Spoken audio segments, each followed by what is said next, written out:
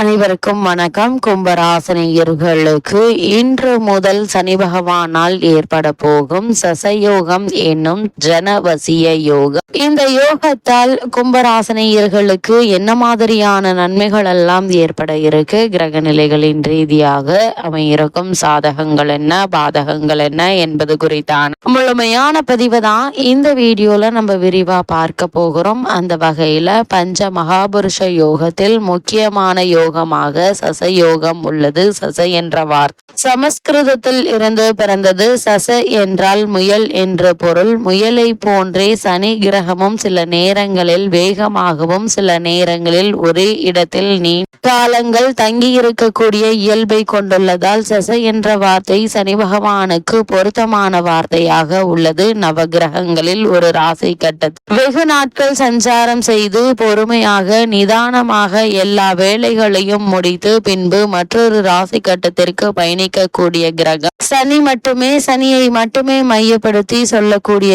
யோகம் இந்த சச யோகம். இந்த சச யோகம் அப்படின்னா என்ன என்று பார்க்கும்போது லக்னத்திற்கு அல்லது ராசிக்கு கேந்திரங்கள் என்று சொல்லக்கூடிய லக்னம், சுகஸ்தானம் மற்றும் சப்தமஸ்தானம், கர்மஸ்தான பாவங்களில் சனி பகவான் அமர்வதும் அல்லது ஆட்சி உச்சம் பெறுவதும் சசயோகம் என்கின்றார்கள். சில தருணங்களில் கேந்திரங்களில் பரிவர்த்தனை பெற்றும் இந்த சசயோகம் செயல்பட்டு நற்பலன்களை வாரி வழங்குகிறது. சுபகிரகங்களுடைய பார்வை செய்தால் இன்னும் நற்பலன்கள் ஏராளமாக கிடைக்கும். அது மட்டும் இல்லாமல் இந்த சசயோகத்தால் பதவான பலன்கள் என்று பார்க்கும்போது கடுமையான உழைப்பாளிகள் என்று சொன்னால் அது மிக இல்லை. அதை விடவும் கடுமையாக உழைக்கக்கூடியவர்கள் 4ஆம் பாவத்தில் அமர்ந்திருந்தால் இவர்களுக்கு வங்கிகள்ல கணக்கு வைத்திருப்பதற்கான வாய்ப்புகள் அதிகம். இவர்கள் உடுத்தும் ஆடைகள் மிக சாதாரணமானதாக இருக்கும். புதிய ஆடைகளையோ அல்லது அதிக மதிப்புடைய ஆடைகளையோ